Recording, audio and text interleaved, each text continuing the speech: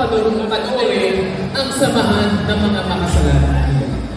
First of all, dahil nandun kayong dalawa. Ha? Diba? Yes. Oo. Hindi pa lang, dapat naroon na sila. Tama. Okay.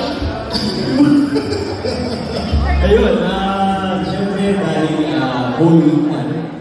At ang concept nito ay it's about changing God, religion. So it's very timely.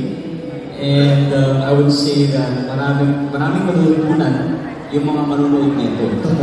Na it's never too late to change. Yes. Totoo yan. May bago ka na ba?